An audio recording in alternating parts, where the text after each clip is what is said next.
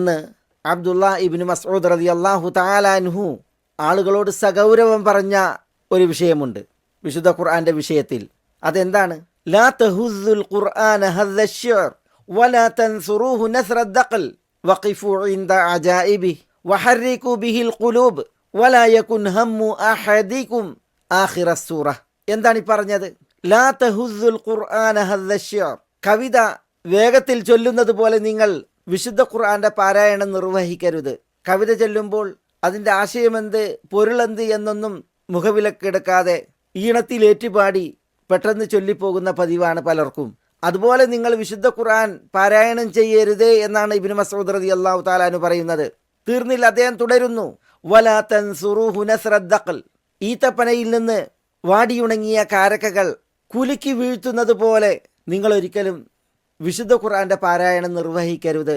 വഖിഫു ഇൻദ അജായിബി, വിശുദ്ധ ഖുർആനിൽ അത്ഭുതങ്ങൾ ധാരാളമാണ്, അവിടെയെല്ലാം നിങ്ങൾ പാരായണം ചെയ്യുമ്പോൾ നിൽക്കേണ്ടതുണ്ട്, ആലോചിക്കുന്നവരായി, ചിന്തിക്കുന്നവരായി. വഹർരികു ബിഹിൽ ഖുലൂബ്, വിശുദ്ധ ഖുർആൻ കൊണ്ട് നിങ്ങൾ ഹൃദയങ്ങളെ ചലിപ്പിക്കണം. വിശുദ്ധ ഖുർആൻ പാരായണം ചെയ്യുമ്പോൾ നാവും അധരങ്ങളും മാത്രമല്ല ചലിക്കേണ്ടത് ഖൽബുകളാണ് എന്നതാണ് അദ്ദേഹം ഇവിടെ ആഹ്വാനം ചെയ്യുന്നത്.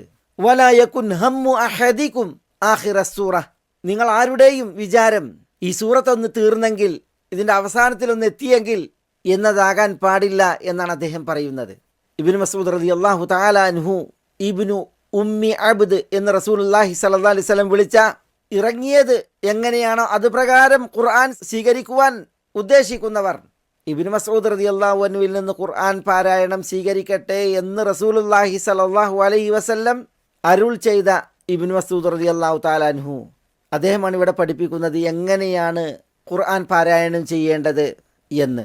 പാട്ടുപാടും പോലെ, കവിത ചൊല്ലും പോലെ, ബൈത്തുകൾ നിർവഹിക്കുന്നത് പോലെയുള്ള പാരായണം പാടില്ല എന്ന് അദ്ദേഹം വിലക്കുകയാണ്. അദ്ദേഹം നിർദ്ദേശിച്ചതുപോലുള്ള പാരായണം ആകുമ്പോഴാണ് ഏതൊരു ലക്ഷ്യത്തിനു വേണ്ടിയാണ് വിശുദ്ധ ഖുർആൻ അവതീർണമായത് ആ ലക്ഷ്യം സാധ്യമാവുക.